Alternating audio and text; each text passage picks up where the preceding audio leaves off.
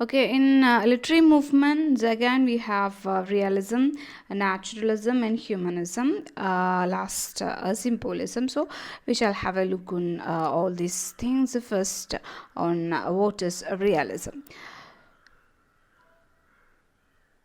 So, the literary movement realism. So that is in 1860 to 1900.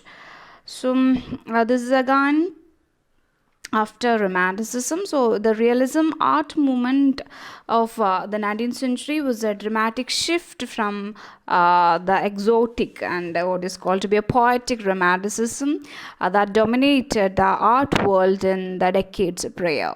So, literary realism in particular introduced a new way of writing and a new generation of authors whose influence can still be seen in American literature and English literature to this day.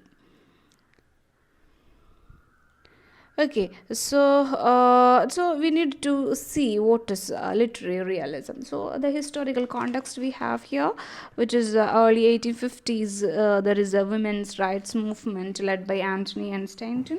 1859, Origin of Species published. So there is American Civil War, Lincoln assassinated, 13th Amendment passed. US purchased Alaska from Russia. So there are a lot many things in the historical context of uh, what literary, I mean realism. Historical background actually.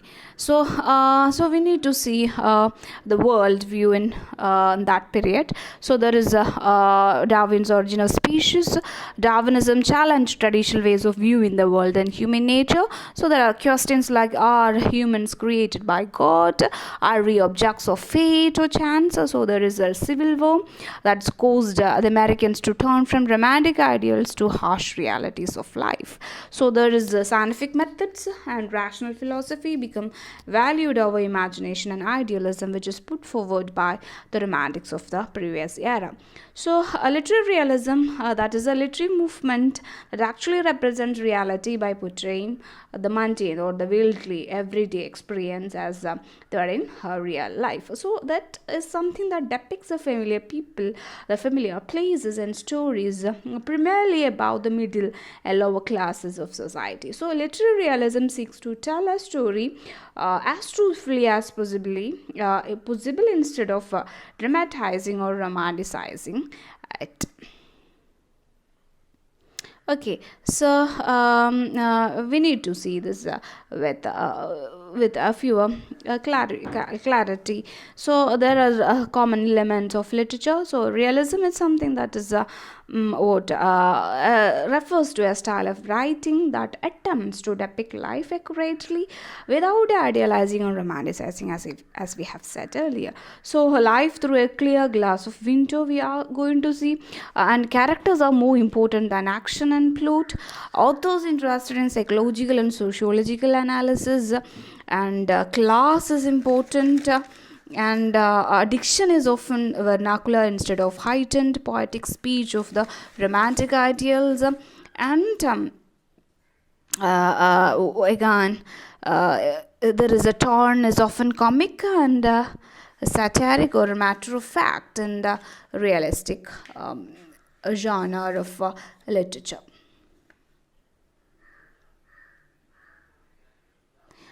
And the term realism that is applied by literary critics in two diverse ways actually. That is, first is to identify a movement in the writing of novels during the 19th century that included Balzac in France, George Eliot in England, and William L. and Dean Howells in America. And second thing is to designate a recurrent mode in various eras and literary forms of representing human life and human experience in literature.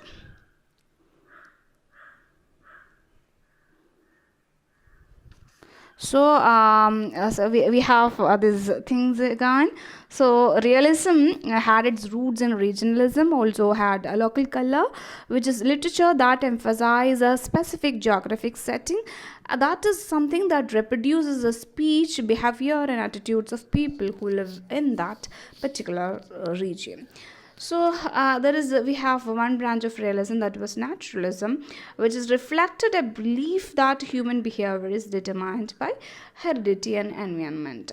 So there is a line of from Stephen Crane's poem, which is a man said to the universe, "Sir, I exist. However, replied the universe, the fact has not created in me a sense of obligation." Okay, the famous authors of realism, Mark Twain, Henry James, Edith Wharton. So we have a offshoot of realism, like regionalism and naturalism. For regionalism, we have William Faulkner, who's famous here, John Steinbeck, you might have known him.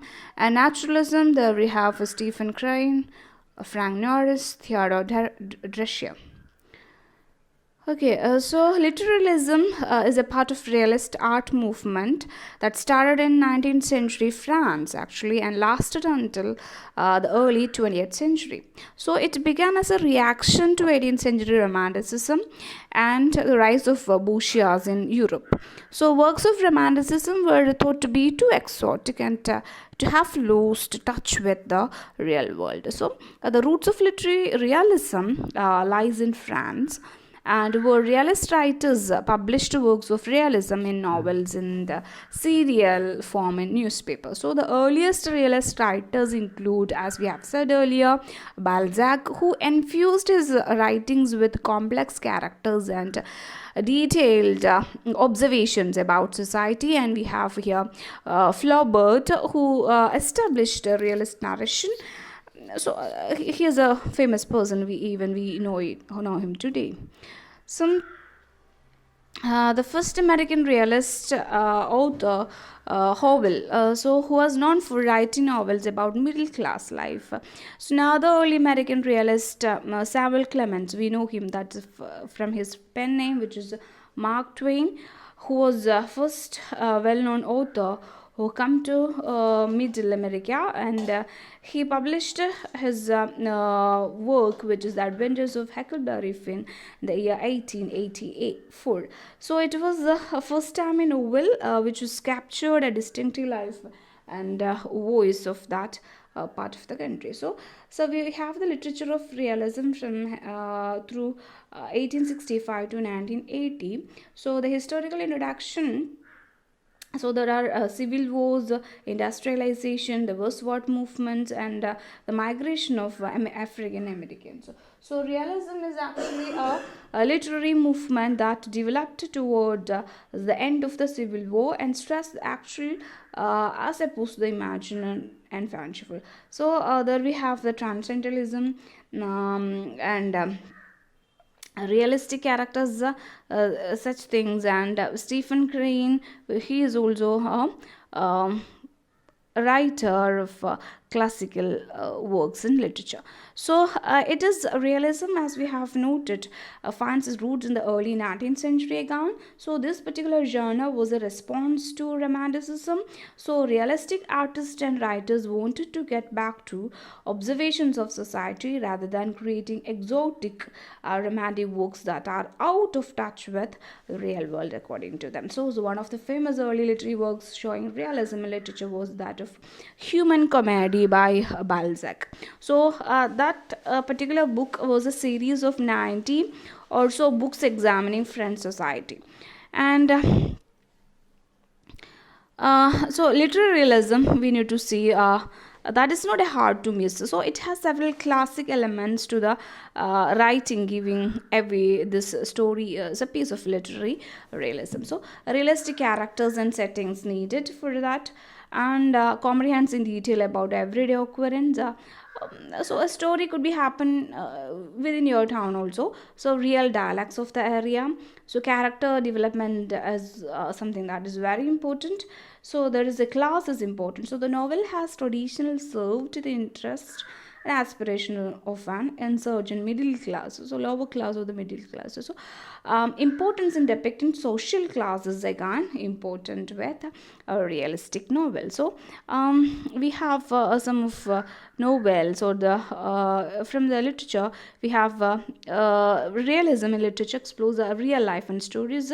It's It's anything about but boring, but maybe to explore the raw and the unfiltered world through the realism literature examples. Okay, so we have here we have the Adventures of Huckleberry Finn by Mark Twain, and there is another which is the Red Badge of Courage by Stephen Crane. And so we have a lot many types of literary realism, like most types of movements. Realism has different types of literature also. So we have here magical realism, social realism, naturalism, psychological realism. So we shall see one by one. So this we know that reaction against romanticism. So this is something that is depicted a harsh reality of frontier life, and the Civil War shattered a nation's idealism. So the first one of the type of realism is the magical realism. So magical realism that is originally applied in 1920s to a school of surrealist German painters, actually, because the expression magical realism was again later used to describe a prose fiction works of George Borgia in Argentina, so as well as the works of writers such as it is he is the prince and king of magical realism. We know him that of Gabriel Garcia Marquez, who is a Colombia, and Isabel Allende in Chile, and Günter Grass in Germany, and Italo Calvino in Italy, and John Fowles and Salman Rushdie in England. So all these writers weave in an ever-shifting pattern a sharply etched realism in representing ordinary events and detailed together with the fantastic dreamlike elements such as well as materials derived from myth, fairy tales. So there we have a famous work of Gabriel Garcia Marquez, 100 Years of Solitude. So fabulation of work, so fabulating novel is what we call as the magical realism. So a unique subgenre with elements of magic woven into realistic setting. So that of 100 Years of Solitude. So next we have uh, this is a social realism, another genre of realism. So that is something explores the lives of workers and poor, focusing on the working class, provides a social commentary on the devastating condition of the working class people. So there is we have a particular work which is known as Of Mice and Men. And naturalism, so we would deal with that in detail. So that of naturalism is a scientific method and scientific principles. Okay, and a psychological realism are there. So psychological realism is something that dives into the psyche of characters rather than focusing on the plot. Okay, so it looks more at the characters' thoughts and motivation. That is psychological realism. And literary realism is a unique genre that looks at real life people and situations. Okay, it even explores real dialects of people. Not only does this work to make an interesting story, but it gives people look into raw and unfiltered condition of the time. Okay, it can also be a powerful commentary to enact change for specific people group. Now that you know what is realism, we can know more about magical realism, wonders of surrealism. Okay, all these things. So basically realism is something that is to conclude it. So this is actually a reaction against romanticism. Romanticism is a literary movement that focused around feeling, imagination and intuition. So realism is actually a reaction against romanticism. So realism is situated with truth and depicted life and society as they were, and that is something again focuses mainly on the present issues and truths from now rather than as the past or fantasy. So focuses on the characters rather than the actual plot. So the class of the characters are important and usually portray the middle class or the lower class life. events that occur in the story are predictable. Okay, so we would know that at the end of the story this would happen, because the lack of over dramatization and fantasy. So diction, the way of talking or the language which is used in those works will be like natural, that is like talking and conversational style. So we would have here a comparison between realism and romanticism. So realism is something that's a true thing. So romanticism is emotional, is here, it may be boring or ugly. Objective and real, focus on the directing the attention to the problems at hand. So romanticism, whereas is concerned with the imagination or the national feelings on the that is something escape from reality. So again we have here comparison between realism and naturalism, which is comes as a reaction against realism, which is realism is a literary movement characterized by a representation of real life, whereas naturalism is a outgrowth of literary realism influenced by scientific theories. And realism portrayed the everyday life of ordinary people, but naturalism portrayed how environment, heredity, and social conditions control the human being. And again, realism depicted middle class characters, naturalism depicted lower class characters actually. And realistic novels used themes like society, social class, mobility, etc.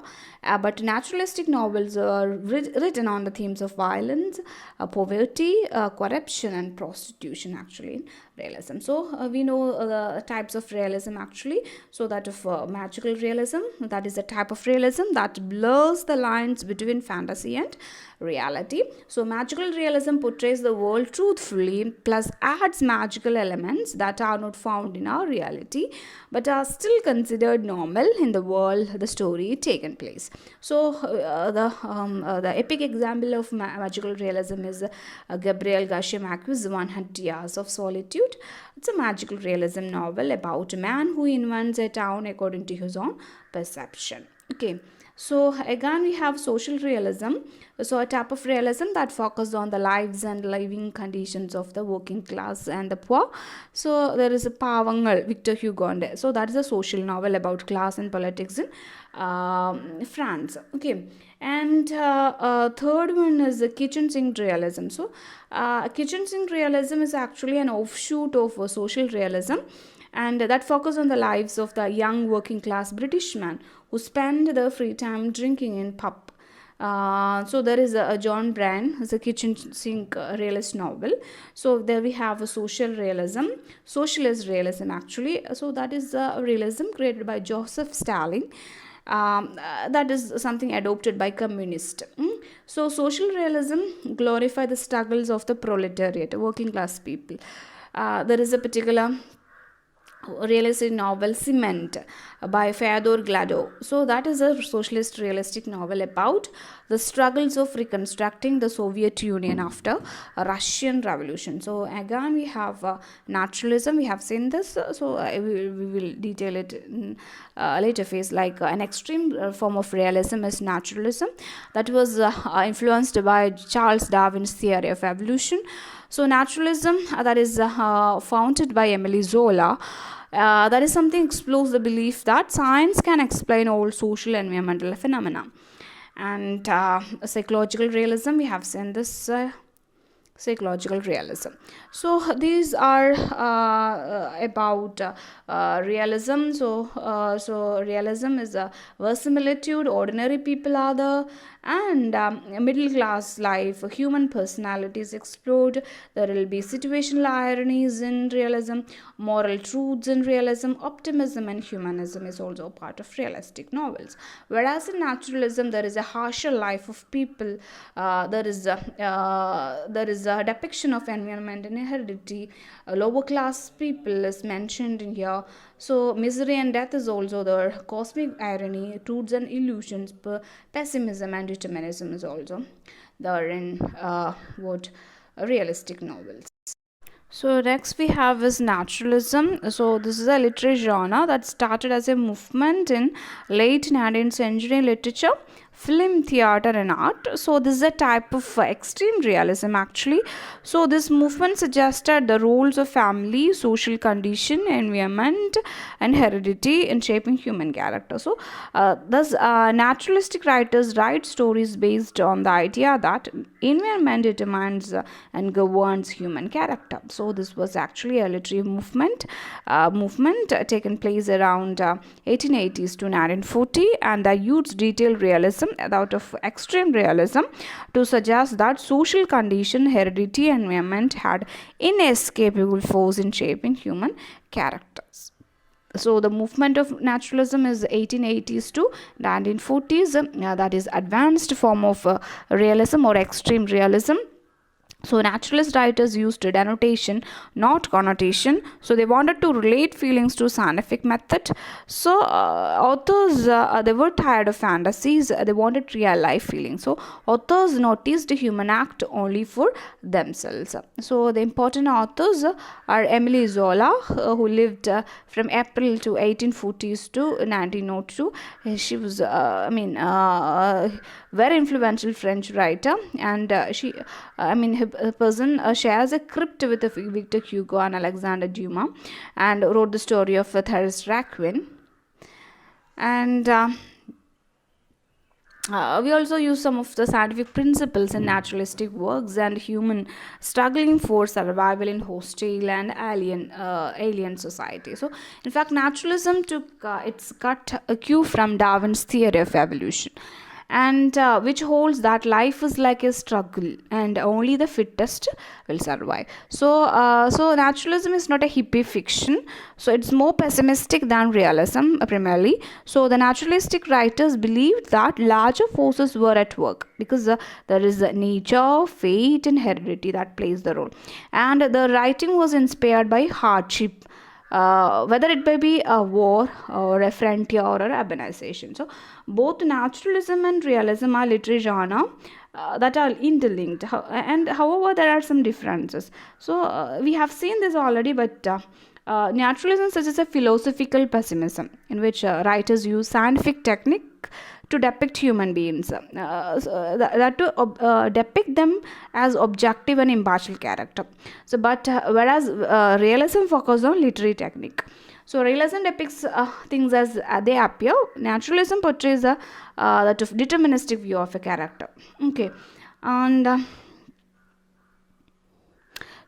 naturalism again is a philosophical theory actually that affirms that all beings and events in the universe are natural. So it is known by the methods of scientific investigation. So it is based on the assumption that nature is the whole of reality and the material world is the only real world. Okay, naturalism is usually considered opposite of idealism, and it is sometimes equated with materialism again. So naturalism again ignores the existence of supernatural forces, and again the chief exponents of naturalism are Aristotle, Hobbes and Darwin, Huxley, Spencer, Rousseau, Locke, Marx, etc.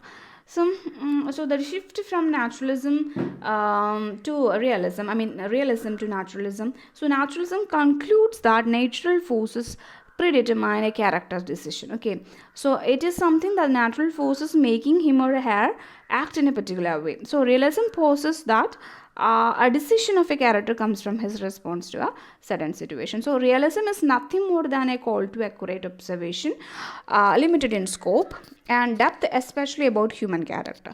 Whereas naturalism emphasizes human experience by focusing on heredity and environment. So how this naturalism, which is buoyant in the ages, is like writers show concern with human characters. So the characters, they are like less free, less self-determined. So because it is something that the heredity which is became a determinant of a character. So evolution also provide writers. Okay, that of something the evolution which provided a new metaphor to them with which to compare literature to social environment. So which is Emile Zola, who is considered to be the father of naturalism. Human character and society with a naturalistic, scientific output. So laws of individual and society are fixed as laws of science. So here we have writers of popular naturalistic writers. So here we have John Stepek, whose work, one of his works like Grapes of Wrath. He is again, he is one of the most popular writers coming from the school of American naturalism. Here in his novel, Steinbeck, actually John Steinbeck, in his novel The Grapes of Wrath, he portrays the Jord family and its a changing environment from the naturalistic point of view during the Great Depression period in the United States. There he depicts the Jord family as insignificant, instinct bound, small creatures bound to seek paradise they might never find. So initially, in that particular story, when Jord and family leave home, they are very simple and animal like people who could barely understand their plight actually. So they face a constant opposition from two powerful predator, the two powerful predator, and that is the society and nature. And however, as the narrative progresses, they begin to adapt to new circumstances, and that is with the John Steinbeck. And we have here Stephen Crane, whose famous popular naturalistic novel as The Open Boat. So that is again a short story, The Open Boat, in which he portrays a man on a boat. That is something representing a human endurance against indifferent nature, where they feel themselves helpless. So thus it contains a theme of naturalism. Okay, where whenever a huge wave of water arrives, it shuts everything from men's view, and they imagine this particular wave would be the final outbreak of the ocean. Okay, struggle for survival and lack of choice is there again depicted by Joseph Stephen Green actually with the work The Open Boat. And again, Chopin is another what Kate Chopin is another naturalistic writer. There is novel, a particular novel by him which is The Awakening. That is also gives an example of perfect naturalistic novel. Okay, so that of a society. And Jack London, so we have here Jack London. So his work is his novel is To Build a Fire.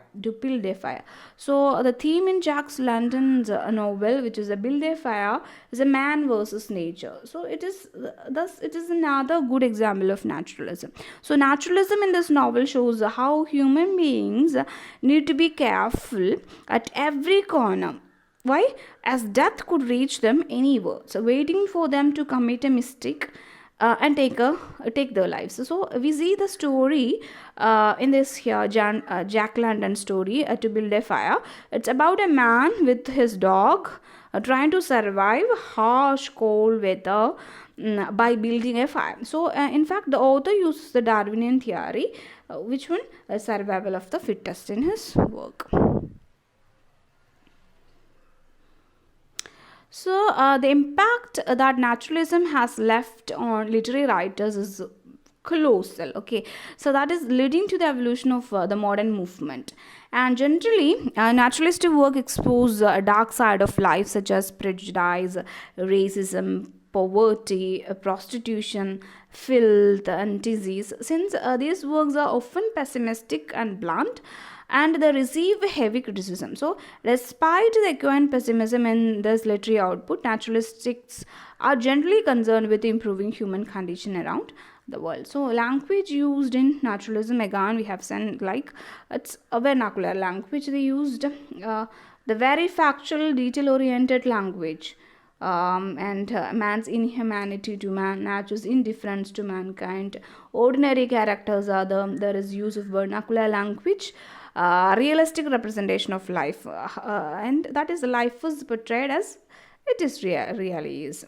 And again, it concentrated on negative side of life, the wars, poverty, disease. Okay, it's again anti-sentimental.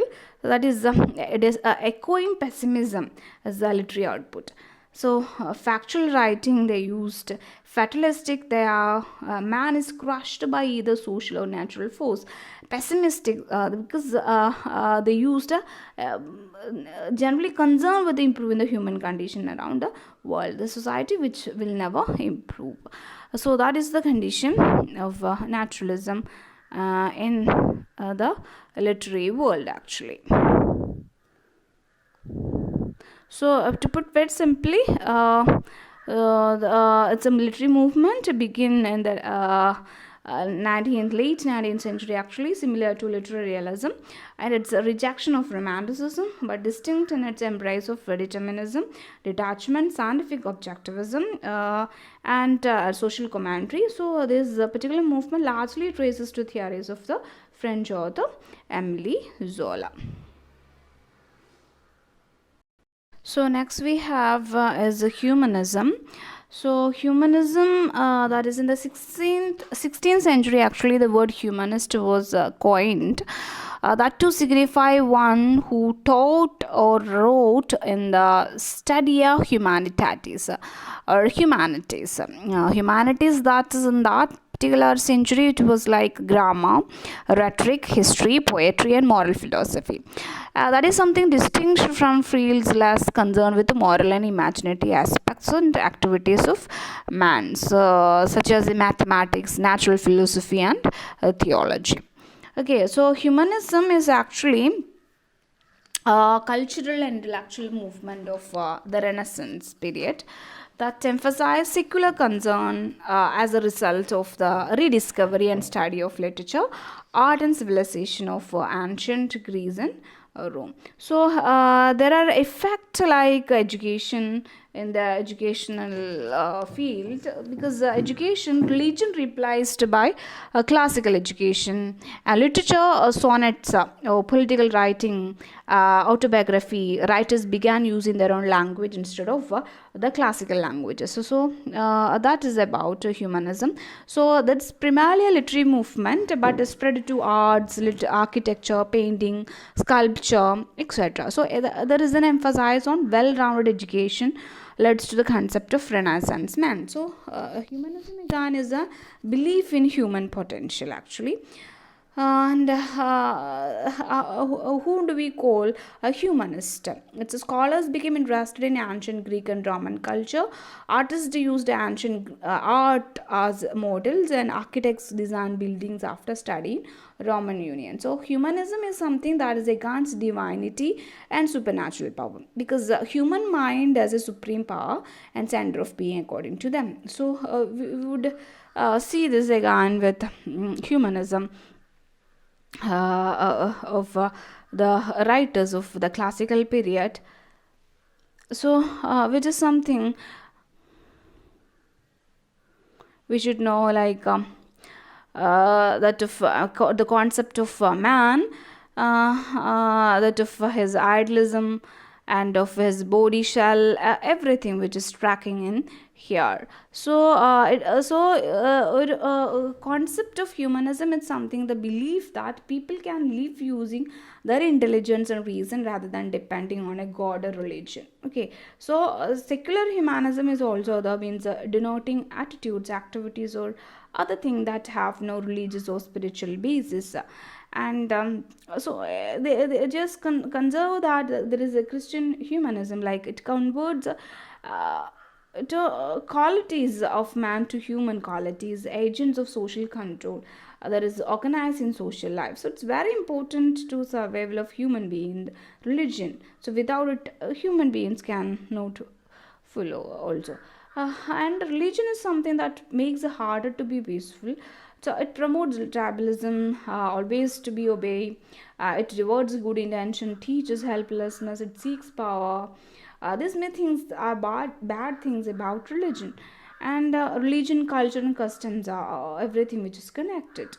And humanity and rights, and so it's something, it's about building a bond among the society with the help of sustainable value. uh, and that is something very much there of what the humanist theory. So literature or art in general makes us better human beings. We need to be better. So we can use our brain to think about human value, to think about the dilemma. Furthermore, it can help us understand the human condition. So for some people, they do not care about this, or they do not believe that this place such as literature, art, or humanities can deal with these difficult problems. Okay, and there we have Plato. He has a reason over emotions, reasons the career. He is a humanist actually, and art could never be true, static from reality. Objects are copies from form and ideal. Art is copying from a copy. So Aristotle, he give more importance to the form and formal criticism. Art is positive social forces. Horace, we have seen him. The purpose of literature, according to him, is sweet and useful. Philip Sidney, instruction, pleasure. Bacon, better world. So Addison, how work affect the reader. So Edmund Burke, we have human knowledge comes from sensory experience, according to him. Johnson, any critic and writer must have the knowledge of classical literary tradition. Joshua Reynolds, imitation law was style, according to him. And William Wordsworth, he, according to him, feeling is the central element in poem. Coleridge, and he says poetry is free from imitative rules. John Keats, negative capability. So because he believed that poetry and science are oppositional. And Edgar Allan Poe is the so he just rejected everything teaching or didacticism. And Matthew Arnold, the goal of criticism, according to him, so he the object as in itself in reality is. And this is actually a cultural and intellectual movement of the Renaissance period that emphasizes human potential to attain excellence and promote a direct study of literature. Okay. So this is again an important part of humanist theory in broad philosophical term, and consider a worldview or perspective that rejects anything supernatural, that is explanation for existing phenomena. Okay, so typically Renaissance humanism assumed the dignity and central position of human beings in the universe. So because they emphasize the importance in education, okay, of studying classical, imaginative, and philosophical literature. And in our time, this time, humanism or humanist often connotes those thinkers who base truth on human experience and reason, and who base values on human nature and culture. Because that is something distinct from those who regard religious revelation as a warrant of basic truth and values. With a few exceptions, there, however, Renaissance humanists, there were pious Christians who incorporated concepts and ideals inherited from pagan antiquity into the frame of a Christian creed. So the result was that they tended to emphasize the values achievable by human beings in this world rather than afterlife. Okay, so there we have the Christian humanism and the works like religious humanism, religious tolerance in the works like we have here here's Sir Philip Sidney, Edmund Spencer, John Milton as a Christian humanist and Christian humanism. In the works of Matthew Arnold, he is also a person who is notable proponent of humanism in the period of Victorian period, who is a person who strongly defended the central role of human studies in general education. So, because many of his works leading ideas are adaptations of the tenets of older humanism. Because in his view, for example, that culture is a perfection, okay, for humanity proper, as distinct from our anonymity. So the last century, the American movement, that is 1910 to 33, known as New Humanism, is also the that is under the leadership of Irving Babbitt. So New Humanism is a movement that is actually an American movement by Irving Babbitt, actually Irving Babbitt and Paul Elmamo. New Humanism, which is something a return to primarily humanistic education, because for a very conservative view of moral, political, and literary values. So New Humanism also there, and this kind of an tradition of humanism, which we can trace in the structuralist and post-structuralist philosophical critical theories that were expressing anti-humanistic, not only in the sense that they were undertook to subvert many of the values proposed by traditional humanism, but in the more radical sense, they undertook to decenter or eliminate entirely the focus on the human beings or subject. Okay, so we have the authors like Michel Foucault. Okay, the Marxist criticism, like things, post-structural other opponents of humanism assert that human-centered systems of norms and values are based on a fallacy of essentialism. Okay, so that thing is very much a fallacy. That is a view that is there is essential human nature or set of defining human features which is innate, universal, and independent of historical cultural difference. And later we have Noam Chomsky. He is a person, a social philosopher and linguist. He also supports human essentialism on the basis of shared human capability, but on the basis of biological determinant. So there is a universal grammar, according to him, fixed in human brain, which enables rules-bound creativity. Again and later, so there is a number of feminist and gay and lesbian critics and proponents of ethnic multiculturalism and identity politics take out a position which differ from both humanist and post-structural views of nature. And like traditional humanists, the identity theorist rejects the extreme post-structural claims that human subject is no more than a social construction.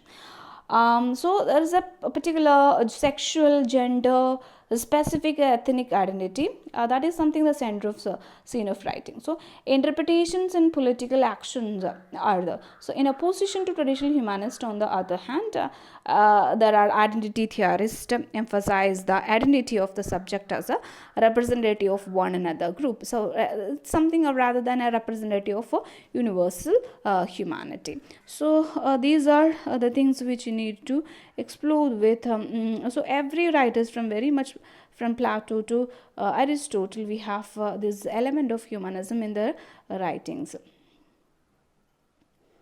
Okay, and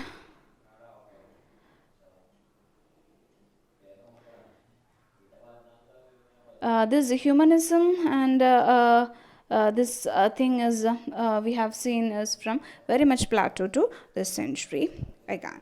So next we have is another movement which is known as Symbolism. It was actually a late 19th century art movement of French, Russian, and Belgian origin in poetry and other art seeking to represent absolute truths symbolically through metaphorical images and language, merely as a reaction against naturalism and realism. This is something that we have seen very recently. Okay. So there are associated authors like Jean Morris, Albert Samin, Remy D. Gourmand, Georges Rodenbach, Dmitry Meneshevsky. So in literature, the style originated with the 1857 publication of Baudrilla's Les Fleurs du Mal. So this is something the works of Edgar Allan Poe, which Baudrillard admired greatly and translated into French. That was significant influence and the source of many stock tropes and images. So the term symbolism is derived from the word simple. Okay, so which derives from the Latin word symbolum, because a symbol of faith and a symbolus, a sign of recognition, and in return from classical Greek, an object cut in half constituting a sign of recognition when the carries were capable of resemblance to two halves. Okay, that is there. So this is actually a symbolic aesthetic movement devoted primarily to discovering the true nature of poetry, originated in France in the later half of the 19th century, and Charles Baudrillard, Stephen Mallarmé, the central figure in the theory and practice of symbolism. Okay, so this is Stephen Mallarmé and Baudrillard. and again symbolism in France, and which was developed in America by Edgar Allan Poe's major premise about poetic principles that poetry is an evocation of internal states, I mean eternal states, through the discrete image of a simple. uh, that is about symbolist poets others such as Paul Vellena or the Rimbaud. For example, they rejected both the superficial rhetoric argument and discussion and the dense notation of description and narration, all things that had obscured the true nature of poetry in favor of the severe purity of symbolic criticism. So, the something that is a symbolist poem was necessarily short, evocative, and mysterious. So, this particular item, symbolism, that was introduced into the English speaking world by Arthur Simon. Okay, who's Arthur Simon in the year 1865 to 1945.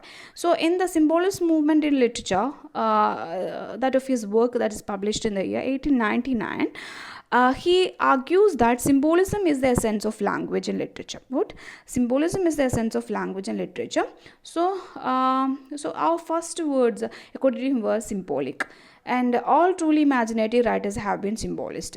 So, symbolism, according to him, is like a conscious movement in the late 19th century as a necessary reaction against the dense descriptive method of naturalistic school of Emile Zola and others. So, the symbolists restored purity to the arts by suggesting that of all bondage of exteriority, according to him. So they focused on the internal association and frees poetic language from restraints of logic sequence. Okay, so it's developed as a French literary movement in 1880. Okay, and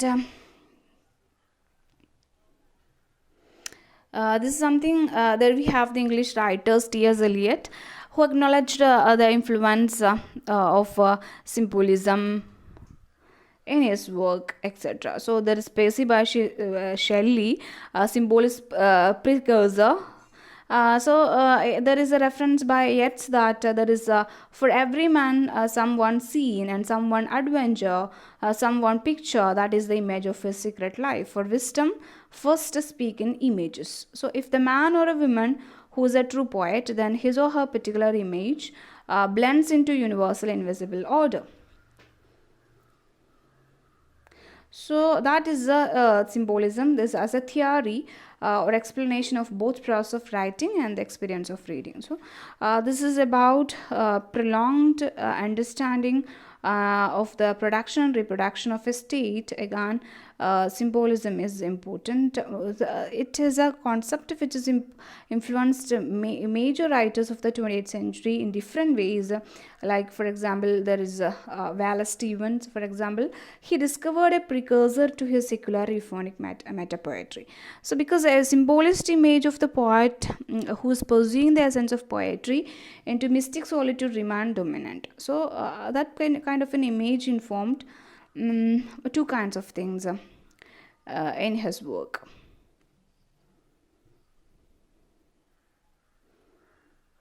And there is a symbolist manifesto. So we can name that symbolist manifesto names with the Charles Baudrillard.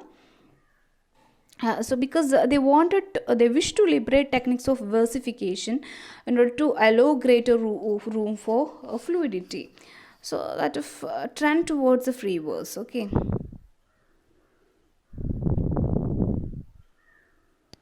And in every word there is an effect and impact of symbolism